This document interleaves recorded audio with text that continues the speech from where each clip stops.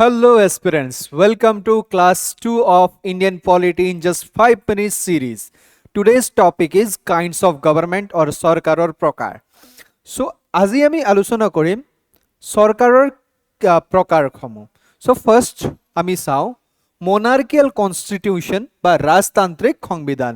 ঠিক আছে, এনে কনস্টিটিউশন বা এনে সৰকাৰৰ ক্ষেত্ৰত হেড অফ দ্য স্টেট কি হয়, হেৰিডেটৰী হয়, মানে ৰাষ্ট্ৰপ্ৰধান বংশানুক্ৰমে নিযুক্তি কৰা হয়. ঠিক আছে, যেনেকে আমি এক্সাম্পল ল'ব পাৰোঁ ইউকেৰ যিটো হেড অফ দ্য ষ্টেট আছে তেওঁলোকৰ ফেমিলি ৱাইজ বা বংশানুক্ৰমে তেওঁলোক ইলেক্টেড কৰা হয়. ঠিক আছে, মানে আমার এটা কনসেপ্ট আছে রাজা কা বেটা হি রাজা বনেগা, লাইক দিস অনলি. নেক্সট হইছে কনস্টিটিউশনাল মনার্কি বা সাংবিধানিক রাজতন্ত্র. ঠিক আছে, ইয়াত কি হয়, power is limited by the constitution. ঠিক আছে, রজার ক্ষমতা সংবিধানের দ্বারা সীমিত থাকে. আলটিমেটলি ব্রিটেইনতে সেম কেস যদি আমি চাওঁ, ব্রিটেইনত রজার কনসেপ্ট আছে, কিঙৰ কনসেপ্ট আছে বা কুইনৰ কনসেপ্ট আছে, তথাপিও তাত কি আছে, কনস্টিটিউশনালিটি চলে বা তাত সংবিধানৰ হিচাপে প্ৰাইম মিনিষ্টাৰো এপইণ্ট কৰা হয় বা তাত কি আছে পাৰ্লিয়ামেণ্টো আছে, পাৰ্লিয়ামেণ্টাৰী প্ৰচিডিংছো তাত কৰা হয়. গতিকে ৰজা তাত খৰবা নহয়, ৰজাৰ লগতে কিছুমান পলিটিকেল পাৱাৰ শ্বেয়াৰ কৰে পাৰ্লিয়ামেণ্টেও. তেনেকুৱা সংবিধানক বা দেশক আমি কি কওঁ, কনস্টিটিউশনাল মনাৰ্কি, মানে monarch is limited by the constitution. Okay, next আছে আমার absolute monarchy. Absolute monarchy is মানে power is unlimited in this government, power is unlimited in this government. সম্পূর্ণ রাজতন্ত্র এনে রাজ শাসনত কি করা হয়, রজার ক্ষমতা সীমাহীন হৈ পৰে, ৰজা সীমাহীন আল্টিমেট পাৱাৰৰ অধিকাৰী হৈ পৰে. আৰু যেনে আমি এক্সাম্পল ল'ব পাৰোঁ সৌদি আৰবিয়াৰ. ঠিক আছে, তাক এবছলিউট মনাৰ্কি বুলিও কোৱা হয়. Saudi Arabia king is the king, আৰু কিং তাৰ প্ৰত্যেকটো ডিফেন্সৰ পৰা লৈ ইণ্টাৰনেশ্যনেল টাইজৰ পৰা লৈ সম্পূৰ্ণ তদাৰকী কৰে এইজন কিঙৰ হাতৰ পৰা হয়. ঠিক আছে, নেক্সট কাইণ্ড অফ গভৰ্ণমেণ্টত আমি চাওঁ অলিগাৰ্কি বা অল্প শাসন. এনে চৰকাৰত কি কৰা হয়, মিলিটাৰী কিছুমান মিলিটাৰী অফিচাৰ বা বিউৰোক্ৰেটছে মিলি গোটেই দেশখন চম্ভালি থাকে বা চলাই থাকে. সেনা অধিকাৰী বা আমোলাসকলৰ শাসন.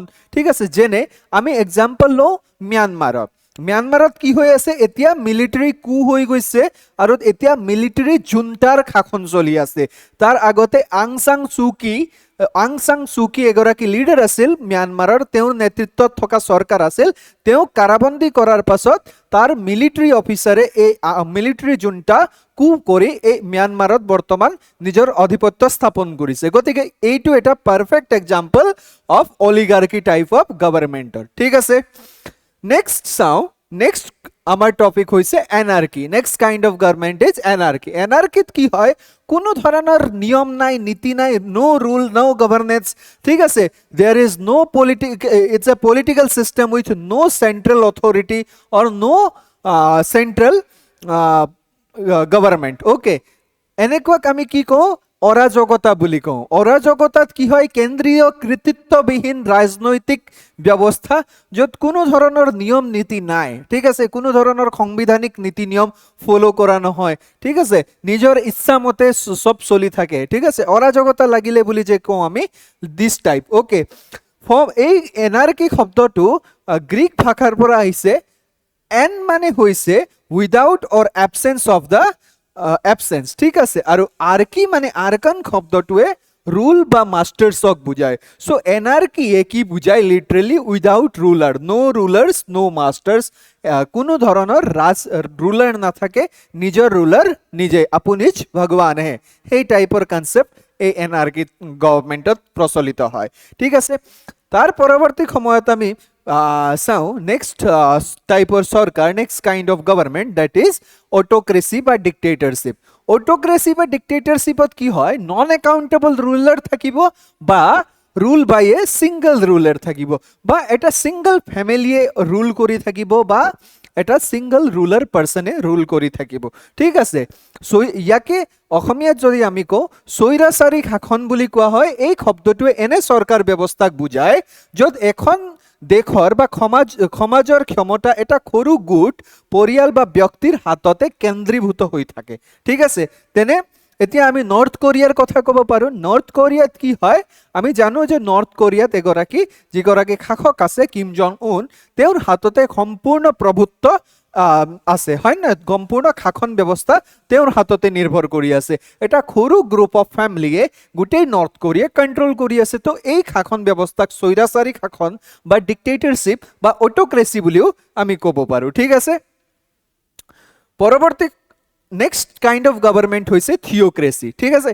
থিওক্ৰেসি মানে হৈছে ৰিলিজিয়াছ ষ্টেট বা head of the state is selected as per they are the representative of God মানে এই তেনে ধৰণৰ চৰকাৰ যোনটো চৰকাৰৰ হেড অফ দ্য গভৰ্নমেণ্টক ভগৱানৰ স্বৰূপ বা ভগৱানৰ অৱতাৰ বুলি ধাৰণা কৰা হয় ঠিক আছে ধৰ্মতন্ত্ৰ বা ধৰ্মভিত্তিক ৰাজ্য বা ৰাজ্যৰ মুৰব্বীজন ঈশ্বৰৰ প্ৰতিনিধি হিচাপে তেওঁলোকে ধাৰণা কৰে যেনে আপোনালোকে ৰিসেন্টলি এতিয়া আপোনালোকে ইলেকশ্যনৰ কথা শুনিছে নহয় ভেটিকান সিটি পপ কালচাৰ যেটো তেওঁলোকে pop is the political head also and religious head also in the Vatican City তেনেকে আমি খোমেনিৰ যেতিয়া কথা কওঁ ঠিক আছে আয়াতুল্লাহ খোমেনিৰ যদি কথা কওঁ ওকে তেওঁ সুপ্ৰিম লিডাৰ হিচাপে ইৰানৰ সুপ্ৰিম লিডাৰৰ ক্ষেত্ৰত তেওঁৰ নাম লোৱা হয় তো তেওঁকো ৰিলিজিয়াছ লিডাৰ বুলি ধৰা হয় ঠিক আছে so this type of government is called theocratic government বা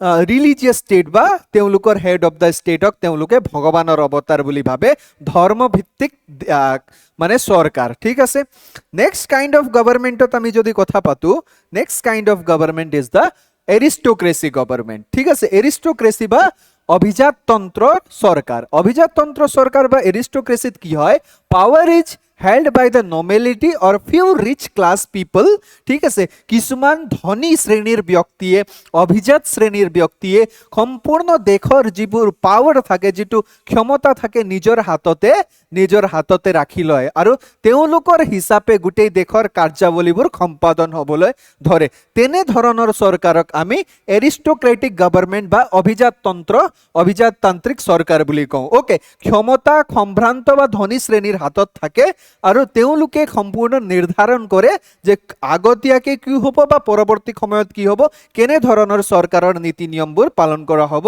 এই অভিজাত শ্ৰেণীৰ লোকসকলেহে নিৰ্ধাৰণ কৰে তেনে চৰকাৰক আমি এৰিষ্টক্ৰেটিক গভৰ্নমেন্ট বুলি কওঁ ঠিক আছে so this are the main important types of government বা kinds of government আমি ইয়াত আলোচনা কৰিলো পৰৱৰ্তী ক্লাছত আমি তেনেকে এটা শৰ্ট within 5 minutes এটা topic of politics section subjector আমি আলোচনা কৰিবলৈ চেষ্টা কৰিম ঠিক আছে থ্যাংক ইউ এভৰিওয়ান আই হোপ আপোনালোকে বুজি পালে নেক্সট ক্লাছত তেনেকে লগ পাম থ্যাংক ইউ এভৰিওয়ান